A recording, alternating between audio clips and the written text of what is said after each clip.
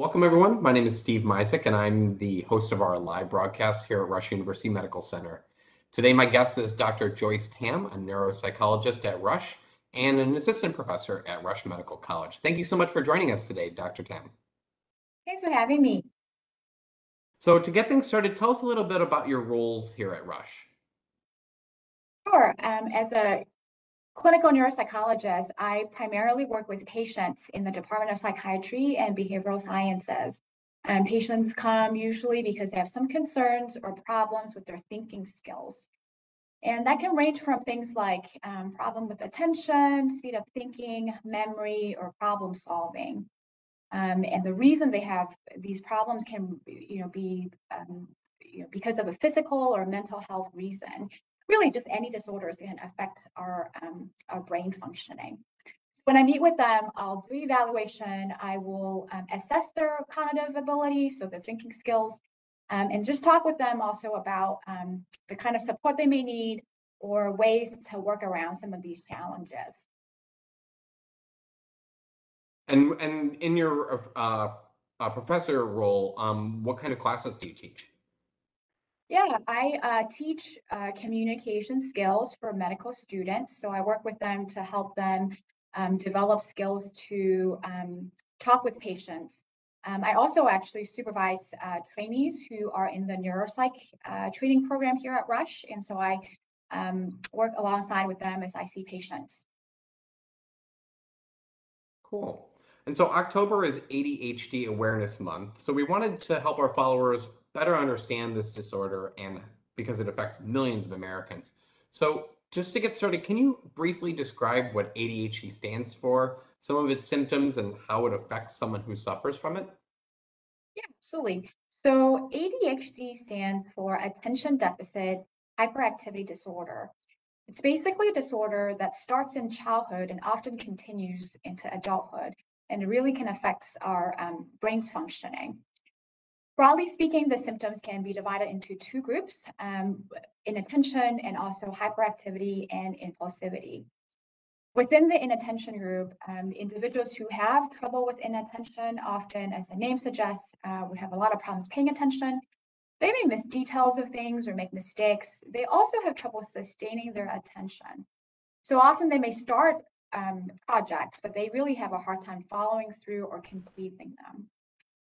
They may also be disorganized or have poor time management. So they often may lose things, don't remember where they put stuff. They may miss appointments or be late to appointments and forget to do daily life things like bills or rent payment and stuff like that. And the other category where people have higher level of activities and like they're fidgety, they might become very restless. It's really difficult for them to sit for an extended period of time, and they tend to feel like they're constantly on the go. Individuals with hyperactivity symptoms can also talk a lot, interrupt other people, or have a lot of difficulty waiting for their turns. So individuals with ADHD can have inattention symptoms, hyperactivity, impulsivity symptoms, or both. And these symptoms can really affect their academics, their work performance, and the quality of their relationships. And often these symptoms are assessed in a way that we wanted to see that the first person is having more symptoms than what you would expect for the person's age and developmental stage. And so that actually leads me to my next question is how the symptoms differ between different age groups who have ADHD and maybe even by gender as well. Yeah, that's an interesting question. So I can think of age being a factor in two ways. One is that sometimes for individuals with ADHD, as they grow older, their symptoms change. For example, one of the symptoms of ADHD is that a child may be very active and they're running around all the time, climbing all over the place. But as they grow older, that presentation may change to being more fidgety, maybe internally very restless instead. And so in some ways, ADHD symptom is a little bit less destructive with age. Another explanation for that can also be because they learn to cope better. They're able to manage these symptoms better, so they're not bothering them as much or causing problems as much. Right. However, on the flip side, sometimes individuals with ADHD actually notice these problems more when they get older. And one of the reasons is because when you're in school, there are a lot of structure and system in place to help you to be successful. Like you have a very predictable schedule. There are teachers, coaches, parents alongside you to kind of help you, guide you through, and help you problem solve and provide structure for you. Right. But that can go away when individuals go to college or go into the workplace where the schedule is less explicit, the expectation is less clear, and the individual themselves has to make a lot of decision and planning to be successful. And sometimes individuals, when they kind of transition into those environments, they find themselves having more challenges with ADHD for that reason. The other thing is that it's helpful to think about is that as you get older, you get to pick and choose what you want to do and the type of activities that you engage in. And some individuals are able to find either hobbies or jobs that are much more suitable for their strengths. And so they don't run into as much problem, but that may not be the case for all individuals. And so that can kind of make things look differently as a person age. In terms of gender, Right. what we know is that male are much more likely to be affected by ADHD than female, although females are much more likely to experience difficulty with inattention. And so growing up, Mhm. kids who have inattention but do well in school, they're less likely to be identified to be having this problem in the classroom setting because they're not being disruptive, for example. So that may explain partly why in the school age group, females or girls are less likely or more likely to be missed with a diagnosis of ADHD than boys. So that leads me to my next question, which is how does someone diagnose, or how is someone with ADHD diagnosed? What tests are perhaps they given to help determine whether or not that qualifies as ADHD? Yeah, so that's a good question. ADHD is essentially a behavioral disorder. What that means is that it's diagnosed based on symptoms. So when I work with an individual, I want to know when the symptoms start, what they are, how they've changed or evolved over time, and how these symptoms are affecting that person's functioning.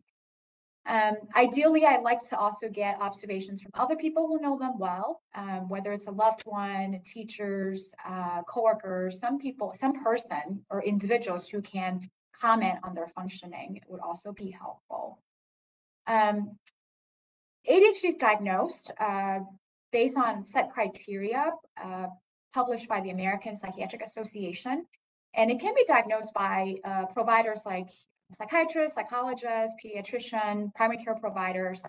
While it's not required, often patients are asked to come for a neuropsychological evaluation. And during that Hmm. assessment, I typically will give a wide variety of tests. And these tasks are designed to look at things like working memory, so how well the person can process information, hold on to the information and process them in real time. It also looks at what we call executive function. Executive function is a umbrella terminology that describes higher level thinking skills. So it has to do with Hmm. sustained attention, mental flexibility, problem solving skills, and stuff like that. And based on the data that I get, it helps me to understand better the person's strengths and weaknesses. And sometimes individuals with ADHD can have some weaknesses in these areas that I assess. And so in that way, after an evaluation, I really can give the person, first of all, whether I think that they have ADHD, but also based on their strengths and weaknesses, I really can provide some personalized recommendations that can hopefully be helpful to them. So, as long as we're talking about personalized recommendations, what kind of treatment options are available for ADHD? I think broadly speaking, there's two broad options, if you will. One would be medications. There are different kinds of Hmm. medications that we know can be helpful to manage and treat ADHD. The first line of treatment or the initial uh, medication that may typically doctors would prescribe is called class of stimulants. So these Hmm. medication can help really to reduce, better manage symptoms of ADHD. Stimulants are not appropriate for everybody. And so sometimes, depending on the person's, their history, the type of symptoms they're experiencing, your doctor may decide to prescribe other kinds of medication. And these are discussions that are best to talk with, a medical provider, your primary care doctor or psychiatrist. The other option, broadly speaking, is what I call behavioral strategies. So there are actually a lot of behavioral strategies that one can learn. For example, um, for some people, using a calendar, using some sort of organizational system it's a no-brainer. They know how to use it. They don't need somebody to teach them. But somebody who struggles with that can benefit from working with somebody who can teach them, who can kind of explain to them what they need to do, how to do it, and how to modify it in a way that works for their daily lives. There are also classes for parents who may have children with ADHD who can learn strategies and learn ways to interact with their child to kind of be the most effective. So there, I would say, broadly, there's two kinds, and is the medications and the strategies, behavioral strategies that you can learn. Right. And so it seems like there's been a boom in the general awareness and diagnoses of ADHD over the last 15 years or so. In your opinion, what accounts for this change, and does this present any sort of risk for overdiagnosing of this condition? Yeah, so I think in my opinion, there are a few reasons that I can think of that I think explains this trend. One is that I think more and more people are more acceptable of or accepting of the mental health problems that we might have in the modern day society. People Hmm. are more likely to be willing to talk about it, find help, and learn about it. And so I think that partially explains some of the reason why there is a change. The other thing I think it's because as a field, we have learned a lot more about ADHD than we have, 10, 20 years ago. And so that really means that providers are more equipped. Um, Teachers know what symptoms of ADHD may look like, and we're better able to provide referrals and resources to individuals who have ADHD. And because there are treatment options and educational programs that are available, that it is important that individuals who do have ADHD, have the correct and accurate diagnosis so that they can get the help that they need. And what Um, kind of impact does it have? Oh, I'm sorry. What kind of impact does it have on a person who isn't doing enough or anything to manage their ADHD? Yeah, so I think you know people who have ADHD who have a lot of trouble with their symptoms, it's not uncommon for them to perhaps have difficulties with school. So if you imagine somebody who can't follow through with things or perhaps not showing up to class, they're going to not do as well as their peers in school. And similarly, that kind of experience can also happen at work, where it's harder Mm. for them to find work, and when they do, it's harder for them to keep the job. Um, and the other problems that can cause is that when you struggle with attention and organization and time management, that can also affect your relationships. So individuals with ADHD are also at a higher risk for divorce and other Mm. risk-taking behaviors like substance abuse and stuff like that. Interesting. So and you kind of touched on this before, when we're talking about treatments, but what are some of the things that people who have ADHD can do to help themselves focus and better control their impulses? Yeah, so at least from the behavioral strategy standpoint, I think individuals with ADHD could learn ways to help themselves in addition to considering medication treatments. One thing that I think that we can be helpful to think about is to learn to be your own command center. What I mean by Mm. that is that if you are able to learn to pay attention to how aware you're paying attention to, or at, that helps you, because if you're aware that your attention is drifting, then you can gently bring yourself back to where you're supposed to be paying your attention. Similarly, if you're having some trouble with decision making or impulsivity, and if you're aware of that, then you can put in a little break.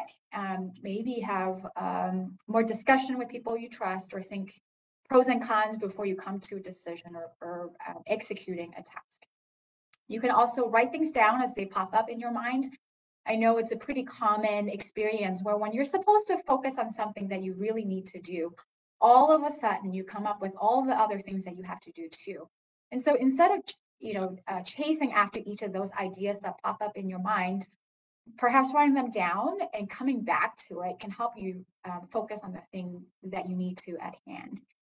Really, anything that you can do to minimize distraction, that could be helpful. For example, we're in a world that technology really is everywhere. You can get alerts and reminders and messages. And so sometimes turning that off, or shutting down things that we don't need, it can actually make a big difference. Right. And so what about for the loved ones of someone with ADHD, whether that's a partner or a parent or, a roommate even or best friend? Are there ways that someone can help their loved ones who have ADHD from the other side? Absolutely. I think the first step, perhaps, is to learn more about ADHD, and perhaps learn about your loved ones' struggles with ADHD or their challenges, because ADHD can look very differently depending on who that person is and the environment that they're in. And perhaps having a non judgmental, open minded way of listening and learning that will help you get a better understanding of what's like for that person to go through these symptoms. The other thing that I think Hmm. can be more practical, and things that could help tremendously, is the communication piece, whether it's giving instructions in a very clear and simple way, maybe adjusting expectations about when and how things needs to be done. Maybe also thinking about what's an optimal time to have discussion with your loved one when you have to really talk about something really important. You wouldn't want to choose Hmm. like a time when no one can attend well to do that. You really want to um, maximize the time when they're can have their full attention to discuss something important. The last thing I would mention really is to use positive feedback. It's simply not Hmm. easy to make changes in our lives. And that's the same for individuals with ADHD. So if you notice that they're making changes and doing something well, it's always nice to be able to pick up on that and provide some positive encouragement. Absolutely. And so, because ADHD has been more commonly known and more widely diagnosed, as we discussed earlier, it feels like there have been some myths or misunderstandings about the disorder and its effects that have sort of cropped up over the years. In your experience, what kind of myths have you heard about ADHD? There are quite a few. The ones that come to mind are things like parents might feel like, oh, he or she is just lazy. They just really need to try harder. Or that, oh, they're smart. It's not possible they have ADHD. I think these are all not true, especially based on the research that we now know that individuals with ADHD, their brains simply just don't work the same. And so it's not that they're trying to be lazy or trying to not follow through. It's just they really truly have a hard time. And intelligence doesn't, I guess ADHD, it's not specific to people who are not intelligent. So people who are intelligent can also have ADHD. And in the similar vein, that people with ADHD, just because somebody has ADHD doesn't mean that they won't succeed. There are lots of real life examples of people who um, have ADHD and are able to play to their strengths and have a very successful career and meaningful, productive lives. So I think that's also important to remember.